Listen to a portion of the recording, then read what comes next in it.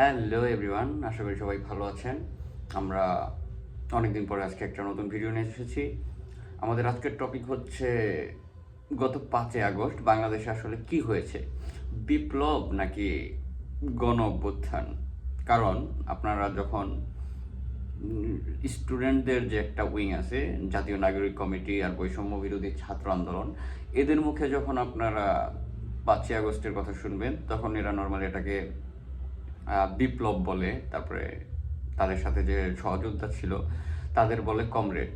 তারপরে এরা চাচ্ছে যে সংবিধান পরিবর্তন করতে, সিস্টেম পরিবর্তন করতে। আর বাকি সব যে পলিটিক্যাল পার্টি আছে, যেমন বিএনপি, তারপর বিভিন্ন বাম যে দলগুলো আছে, এরা 5ই আগস্টকে মনে করে হচ্ছে গণ অভ্যুত্থান। এখন আজকের আমরা ভিডিওতে আমরা শিখব বিপ্লব আর গণ অভ্যুত্থান এই দুইটার মধ্যে পার্থক্য কী, ডেফিনেশন, পার্থক্য কোথায় কোথায় কীভাবে হয়েছে, এগুলো শিখব। তো প্রথমেই ধরা যাক বিপ্লব। বিপ্লব হচ্ছে, ধরেন একটা কমিউনিটির মানে একটা দেশের সকল মানুষ যখন রাস্তায় নামে একটা কমন গোল থাকে, লং লাস্টিং গোল, যে আমরা আমাদের সোসাইটিতে বা দেশে এরকম পরিবর্তন চাই। তাই আমরা আমাদের কারেন্ট যে রেজিম আছে সেটাকে সরায়া আমরা একদমই স্ট্রাকচারালি পরিবর্তন করে ফেলবো। মানে অ্যাডমিনিস্ট্রেটিভ যে স্ট্রাকচার থাকে, তারপরে আদালত, তারপর হচ্ছে প্রশাসনের কথা তো বললাম, তারপরে হচ্ছে সংসদ, ইভেন আর্মি, এই সব কিছুর পরিবর্তন যখন হয়, একদম মনে করেন যে সোশ্যাল যে একটা স্ট্রাকচার থাকে, একদম আগাগোড়া যখন পরিবর্তন হয়, সেটাকে বলা হচ্ছে বিপ্লব।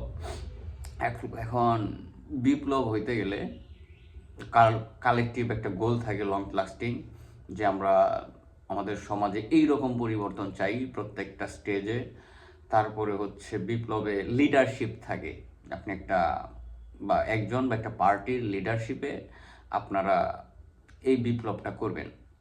তারপর হচ্ছে লিডারশিপের পরে তারপরে থাকে ম্যাটিকুলাস ডিজাইন। আপনারা ডক্টর ইউনূসের মুখে গত অভ্যুত্থান নিয়ে একটা কথা শুনছিলেন, যে তখন তার যে নতুন যে উপদেষ্টা মাহফুজ আলম, তাকে নিয়ে যখন ডক্টর ইউনূস আমেরিকা গেছে, তখন সবার সামনে সে বলছে যে গত 5ই আগস্টের এই কাহিনীটা বা জুলাই অভ্যুত্থান যেটাকে আমরা বলি, সেটা ছিল হচ্ছে ম্যাটিকুলাস ডিজাইন।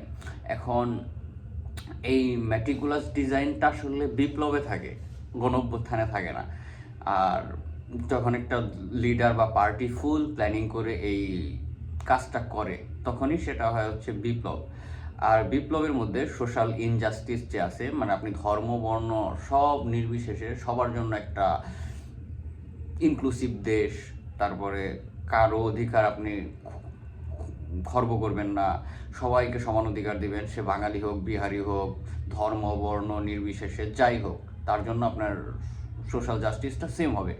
যখন এইরকম একটা স্ট্রাকচারাল চেঞ্জ হয়, সেটাকে বলে বিপ্লব। 5ই আগস্টে কি আমাদের এরকম কোনো স্ট্রাকচারাল চেঞ্জ হয়েছে? হয় নাই। 5ই আগস্টে আমরা জাস্ট হাসিনাকে সরায় একটা ডেমোক্রেটিক প্রসেসের দিকে আগাচ্ছি। আমাদের অ্যাডমিনিস্ট্রেটিভ স্ট্রাকচারটা আগের মতো আছে, তারপরে আদালত আগের মতো আছে, তারপর সংসদ আগের মতো আছে, সংবিধান আগের মতো আছে। ইভেন সবচেয়ে ইম্পর্টেন্ট যেটা আর্মিটা বুর্জোয়া আর্মি, সেটাও আমাদের আগের মতোই আছে। আমাদের এটা তো মনে করেন যে রেড আর্মি না, সোভিয়েত ইউনিয়নের বা ফ্রান্সের যে আর্মি ছিল সেটাও না, ফ্রেঞ্চ রেভলিউশনের সময়। আমাদেরটা আগের যে আর্মি ছিল এখনও সে আর্মি আছে।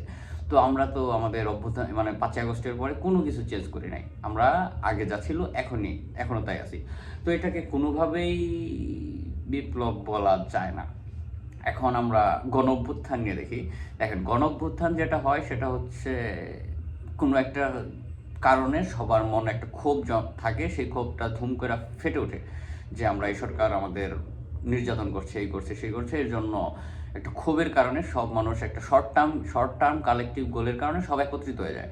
যেমন ধরেন আমাদের জুলাই অভ্যুত্থানে যেটা হয়েছে, জুলাই অভ্যুত্থানে কী হয়েছে, জুলাই অভ্যুত্থানে যখন হাসিনা আমাদের স্টুডেন্টদের মারা শুরু করলো, তারপরে আমাদের সবাইকে রাজাকার বলে ভর্ৎসনা করলো, তখন আমাদের মানুষের মধ্যে একটা রাগ, ক্ষোভ এগুলো ক্রিয়েট হওয়ার মাধ্যমে সকল পার্টি রাস্তায় নেমে আসার পর তারা প্রোটেস্ট করে, তারপরে এই যে ইট পাটকেল ছুঁড়ে, এখানে কিন্তু কোনো বন্দুক দিয়ে এরকম ভায়োলেন্স হয় নাই, তারা ইট পাটকেল ছুটছে, আমাদের স্টুডেন্টরা শহীদ হয়েছে।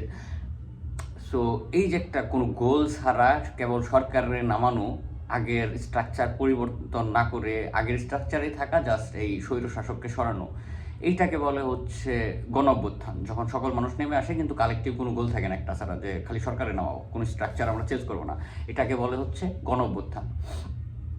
তো যারা রাস্তায় নামছিল সবার কালেকটিভ গোল কিন্তু একটা ছিল না।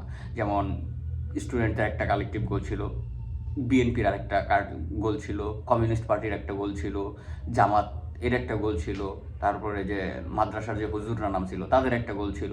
সবার গোল কিন্তু এক না, তাই না? যে সবার গোল যেহেতু আলাদা, কালেকটিভ গোল নাই, তো এর একটা শর্ট টার্ম জাস্ট শেখ হাসিনাকে সরানোর জন্য রাস্তায় নামছে। সো এটাকে বলা যায় একটা গণ অভ্যুত্থান। এটাকে কোনো অ্যাঙ্গেলেই আমার মনে হয় না বিপ্লব বলা উচিত, কারণ আমরা স্ট্রাকচারে নিয়ে আমাদের সমাজের কোনো স্ট্রাকচারাল চেঞ্জটা করি নাই, আমরা অ্যাডমিনিস্ট্রেটিভ কোনো চেঞ্জ করি নাই, তারপর আমরা প্রশাসন, আদালত, সংসদ, ইভেন আর্মি কিছুই চেঞ্জ করি নাই। সো এটাকে কোনোভাবেই আমরা বিপ্লব বলতে পারি না। সো এই যে যারা বিপ্লব বিপ্লব বলতেছে, এটা আসলে একদম মানে ক্লুলেস কথাবার্তা। এটা একটা 1969 সালে বা 1990 সালে যে গণ অভ্যুত্থান হয়েছে সেরকম একটা গণ অভ্যুত্থান, যেখানে স্বৈরশাসককে সরানো হয়েছে। 1970-এ আমরা সরাইছিলাম স্বৈরশাসক আইয়ুবকে, 1990 সালে আমরা সরাইছিলাম এরশাদকে, আর 2024-এ আমরা সরাইছি স্বৈরশাসক হাসিনাকে। এখন দুইটার যদি আমরা উদাহরণ দেখতে যাই, যে অভ্যুত্থান আর রেভলিউশনের বড় বড় যে উদাহরণ, যেমন আমরা যদি বিপ্লবের উদাহরণ দেখি, ফ্রেঞ্চ রেভলিউশন, ফরাসি বিপ্লব যেটা বলে, ফ্রান্সের রাজাদের যে মারার পরে যে, মানে ওইটাও বুর্জোয়া বিপ্লবই ছিল, তবে এরপরে কমিউনিস্ট চলে আসে না, কিন্তু স্ট্রাকচারালি পুরোপুরি চেঞ্জ হয়ে গেছিলো, ঠিক আছে। তারপরে সোভিয়েত যে বিপ্লব, ওটাও দেখতে পারেন, সেখানে জার নিকোলাস জার যে ছিল তার পুরো ফ্যামিলিয়ার স্ট্রাকচার এগুলো সরায় ফ্রেঞ্চরা কমিউনিস্ট একটা বিপ্লব করছে। এগুলারে তারপরে কিউবান রেভলিউশন, কিউবায় যেটা হয়েছিল, সেগুলারে বলা যায় রেভলিউশন। আর গণ অভ্যুত্থান যেটা, যে আমি কয়েকটা উদাহরণ দিলাম, 1969-এ আমরা যেটা করছি, তারপর 90-এ, 24-এ, তারপরে আরব বসন্ত নামে যে অভ্যুত্থান, যেখানে বড় বড় স্বৈর শাসককে সরায়া তবে ডেমোক্রেটিক একটা প্রসেসের জন্য আন্দোলন হয়েছে, এগুলোকে বলা যায় হচ্ছে গণ অভ্যুত্থান। তো আমাদের যে 5ই আগস্ট হয়েছে সেটাকে বিপ্লব না বলে আমরা গণ অভ্যুত্থান নাম দেওয়াটা একাডেমিক্যালি বেশি অ্যাপ্রোপ্রিয়েট। আমরা পরের আর কোনো টপিকে আবার আসবো খুব শীঘ্রই। সবাই ভালো থাকবেন।